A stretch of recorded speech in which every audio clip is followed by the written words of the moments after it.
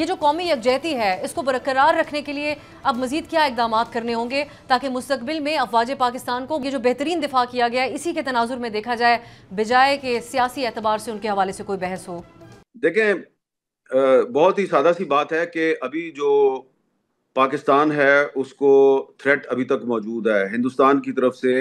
دوبارہ پاکستان پر حملے کا خطرہ موجود ہے، اور میں کوئی ہوائی بات نہیں کر رہا. بالکل بہت سے جو ڈپلومیٹک سورسز ہیں وہ بھی یہی بتا رہے ہیں، اور اسی لیے جو یو کے فورن سیکرٹری ہیں وہ اسی لیے پاکستان کے دورے پہ آئے، پھر یہاں سے وہ بھارت کے دورے پہ بھی گئے. تو تھریٹ تو ابھی تک موجود ہے، اور شاید اسی تھریٹ کی وجہ سے صرف جنرل عاصم منیر صاحب کو فیلڈ مارشل نہیں بنایا گیا، بلکہ جو ایئر چیف ہیں ظہیر احمد بابر سدھو صاحب، ان کی جو مدت ملازمت ہے اس میں بھی اضافہ کیا گیا ہے، تاکہ یہ دونوں جو ہیں انہوں نے اکٹھے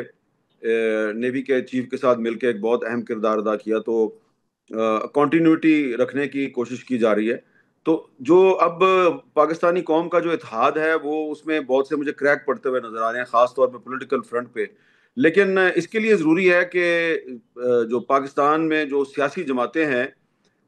وہ آپس میں کم از کم پارلیمنٹ کی سطح پر اس ساری صورتحال پہ کھل کر گفتگو کریں، اور کوشش کی جائے کہ ایک ایسا ماحول کریٹ کیا جائے کہ یہ نہ لگے کہ جس طرح ہندوستان میں جو حکمران جماعت ہے بی جے پی، اس نے جو ڈیلیگیشنز باہر جا رہے ہیں ان ڈیلیگیشنز میں اپوزیشن جماعتوں کے جو لوگ شامل کیے ہیں تو وہ اپوزیشن پارٹیز کی لیڈرشپ کو پوچھے بغیر شامل کیے ہیں. اور اس میں ایک تاثر یہ آیا کہ جی